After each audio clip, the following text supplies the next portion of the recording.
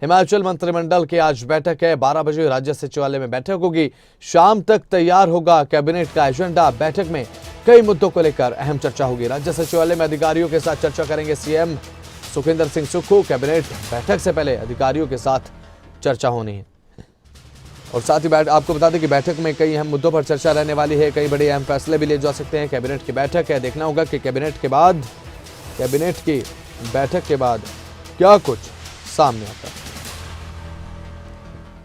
ये बड़ी जानकारी आपको दे रहे हैं। 12 बजे राज्य सचिवालय में बैठक होगी।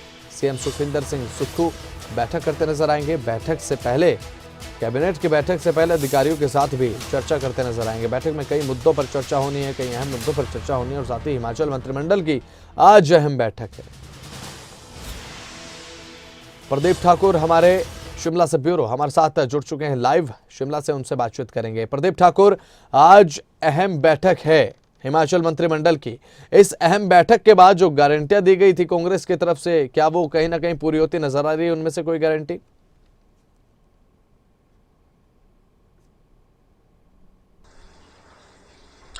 बिल्कुल बसंत, देखिए आज कैबिनेट की महत्वपूर्ण बैठक है और इस महीने की ये पहली बैठक होने जा रही है और बजट सत्र से पहले, क्योंकि 14 मार्च से बजट सत्र शुरू होना है, उससे पहले ये बैठक हो रही है। तो काफी महत्वपूर्ण ये बैठक रहेगी और बहुत सारे एजेंडा आइटम इसमें आ सकते हैं। हालांकि पिछले कल शाम तक जो एजेंडा आइटम तैयार हुए थे, लगभग 4 से 5 एजेंडा आइटम ही फाइनल हो पाए थे और उसमें आज देखना होगा कि उसमें कौन से एजेंडा लगते हैं और कौन जो है ड्रॉप हो जाते हैं। लेकिन उम्मीद यही की जा रही है कि जो 10 गारंटियां हैं प्रदेश सरकार की, उनमें से जो क्रमबद्ध तरीके से सरकार उनको पूरा करने लगी है, उसमें नई गारंटी, किस गारंटी को पूरा करने की तरफ सरकार आगे बढ़ेगी, तो ये देखने वाली बात होगी। और जिस तरह से 1500 महिलाओं को देने के लिए कैबिनेट सब कमेटी बनाई गई थी, उसने पूरी रिपोर्ट तैयार कर ली है। देखना यही होगा कि क्या आज की कैबिनेट बैठक में वो रिपोर्ट रखी जाती है कि कैबिनेट सब कमेटी ने क्या क्या प्रारूप तैयार किया है, कैसे महिलाओं को 1500 रुपए देने हैं।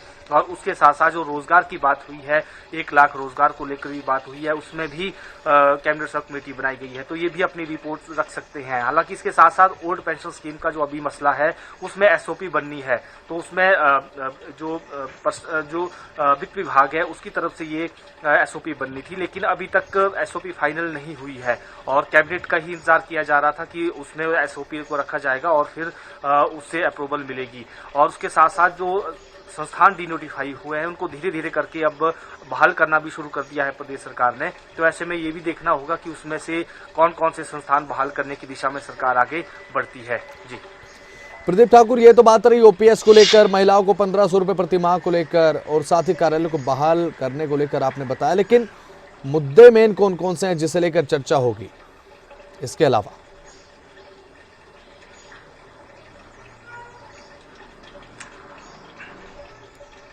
बिल्कुल बसंत, देखिए क्योंकि पिछले कल शाम तक जो एजेंडा आइटम फाइनल हो रहे थे, 5 से 6 एजेंडा आइटम ऐसे थे जो फाइनल किए जा रहे थे, लेकिन अभी तक जो है आज उसमें मेन एजेंडा कौन लगेंगे ये अभी तक क्लियर नहीं है। और क्योंकि 12 बजे कैबिनेट बैठक शुरू होनी है, संभवतः उससे पहले भी जो है जो सचिवालय, राज्य सचिवालय है, कैबिनेट ब्रांच है, उनकी तरफ से एजेंडा दिए जाते हैं। लेकिन जो मोटे तौर पर जो चर्चा है वो यही है कि ओल्ड पेंशन स्कीम की एसओपी को लेकर बात हो सकती है और उसके साथ साथ पिछले कल सिंगल विंडो कमेटी की भी बैठक हुई है और राज्य सरकार ने ये तय किया है कि अब हम सिंगल विंडो सिस्टम को खत्म करके अब ओपन पॉलिसी लाई जाएगी। जो इन्वेस्टर्स बाहर से आने हैं उनके लिए ओपन पॉलिसी लाई जानी है। तो ये देखना ये होगा कि जो पिछले कल चर्चा हुई है उसके बाद क्या इस कैबिनेट में अप्रूवल देने की कोशिश करेगी, क्योंकि फार्मा इंडस्ट्री अब हिमाचल में जिस तरह से बढ़ रही है, bulk drug park Himachal Pradesh में उसका काम शुरू होने वाला है और उसके साथ साथ इन्वेस्टर भी उसके लिए ढूंढने हैं, तो इन्वेस्टमेंट पॉलिसी भी सरकार लाने वाली है। तो ये देखना होगा कि क्या ये एजेंडा जो है